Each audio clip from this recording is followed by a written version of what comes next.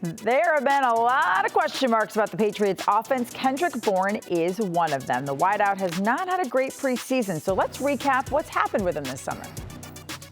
It really hasn't been a good camp for Kendrick Bourne after the first couple of days where I thought he started really strongly, but since then has been incredibly quiet. And now we're in the second preseason game here, and he's apparently not even going to be out there. If you were to trade him, I think teams would covet him, no questions asked. And they are deep enough at that position. Does that maybe make him expendable? Because I know receiver-needy teams have been calling the Patriots about potentially making a deal. It doesn't make him expendable in my estimation. There's too much value there. No name person that's going to be out there playing one other person. It's just going to be whoever earns the right to go out there and play are going to be the guys who play for us on Sundays. So, I mean, he's not done anything wrong or bad, anything like that. It's just, you know, we guys have been trying to get the same amount of reps with all these guys.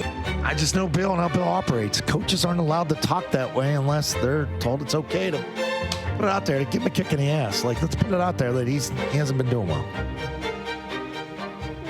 I can't help but wonder if Kendrick Bourne is the 2022 version of Malcolm Butler and the Eagles' Super Bowl. Hello and welcome to our Bella Early Edition. I'm Trenni Casey. Let me explain. Bourne has seemed frustrated all camp, not really like himself, not always going full out, getting into fights during joint practices with the Carolina Panthers. And as we will hear in just a few seconds from Breer, that discontent might be linked to the Patriots' new offense and its overall instability. Is Bourne left to earn his spot because of that discontent?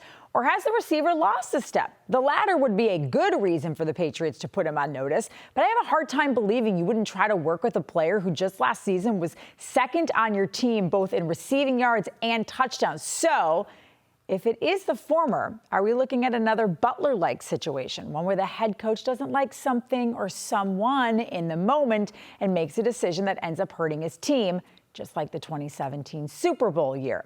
I'm not sure, though, that this team can afford to be holding grudges at this time. I mentioned Breer. He is here with us, along with Amina Smith and Phil Perry. Bert, what is going on with Kendrick Bourne? Yeah, I mean, I think, like, when you talk about the guys who are there who are sort of like, what the hell is this? I think he's in that group. And I think it makes sense when you look at his background and a guy who's played for Kyle Shanahan and Josh McDaniels that he would look at the setup of the offense and wonder where this is coming from and wonder where this is going. And I think this is such a big part of it. It's something I talked about on the radio earlier today. I'm starting to wonder if the players are getting the why on this. And I think forever, Bill and his staff have been sort of exempt from that. Like, they've coached an old school way and they've been able to do that because they have so many skins in the wall. Well, that championship luster is wearing off. There are fewer and fewer guys in the roster who are a part of that. And if you're asking guys to do things differently, and maybe they aren't getting the why, like, this is why we're doing this is where we're going, this generation of players doesn't just accept that and say, okay, coach, I'll do whatever you say. So that's one of the biggest questions I would have is, as we've gone through the summer, are the players getting the why? And I don't know. That's been a point that's been raised to me by people who know this organization really well, is they say, look, these guys that have been with the team, even if it's just for a year, they've seen how a fluid offensive operation looks under Josh McDaniels, and they see what's going on now. And they wouldn't be human not to look at some of this stuff and say, is this going the way it should be? So even somebody like, again, Mac Jones or Kendrick Bourne, who's in his second year with the team, they can look at this and say, it's a lot different from last year. And things ended up working out pretty well for the most part last year. We won 10 games. We were top 10 in terms of points scored. But now there's such a significant change as far as the coaching staff goes. I think you have to look at this and say, I'm not sure how things are going. And I think for Bourne in particular, it's, I'm not sure how I fit in. They've brought in new receivers. It's not just the scheme change. It's, what's my role here? Yeah, I think that frustration is very visible when you talk about Kendrick Bourne being out there. Only 2 receptions in that game against the Raiders and only 14 passes caught all throughout training camp. You got to think about the fact that, you know, this whole system is being overhauled. So if you're Kendrick Bourne and you go from having Josh McDaniels as the offensive coordinator, somebody who is the point person, the leader, the voice of that offense, to Matt Patricia and Joe Judge and Bill Belichick, you're going to have guys who are going to start questioning things inside of that locker room. I think we would all be crazy to think that guys in that locker room, specifically on offense, are just going to be like, okay, whatever Bill says, whatever Matt Patricia says, whatever Joe Judge says, especially those two guys that have not been there, Matt Patricia and Joe Judge, for the time that you have those new guys, those new generation players in there. So I think that buy-in is an issue, although the New England Patriots, they put up that front that, we're the Patriots, so everyone's going to buy into whatever we're doing. I think, you bring up a good point with the new age players. Why? It's not going to be that easy. Exactly. They want an explanation why. Well, and that's the issue, right? I think the Patriots have always been able to get away with, why?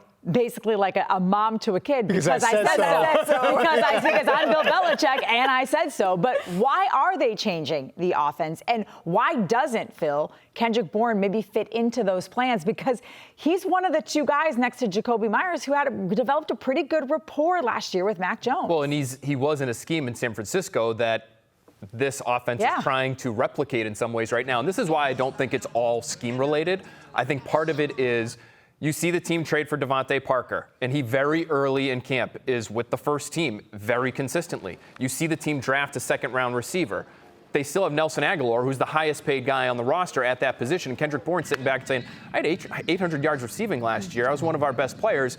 And it looks like all the team is doing is adding at this position. And there was one quote from him this summer, and I will give him some credit. When he's at the podium and he's talking to us, he's still smiling, seemingly happy, Kendrick Bourne. But there was one quote that stood out to me, which was, I'm happy to do whatever role it is that this coaching staff wants me to do. If they want me to sit on the bench, I'll do that. That stands out to me, even though you could say that's a cliche kind of line. If you heard that from any established receiver anywhere, understanding the confidence level it takes to play that position and have a lot of success there, that blew me away in that moment because that's not somebody we would expect to be on the bench. How long is he on this team? I think he'll be on the team this year. Yeah. Like, I think they have enough questions on offense where I think it's all hands on deck. And I think that's part of the reason why maybe they didn't move on from some guys like when the cut down happened and when there was all kinds of trade talks across the league. And so would he have value for other teams? Yeah, his contract is definitely a value if you look at it and the production he had last year in New England. But I think after this year, certainly there's some question as to what his fit would be here. And if he's still discontent, obviously that would add to that. I think that's why, the contract piece is a big piece of it. It's why he has so much value still here in New England.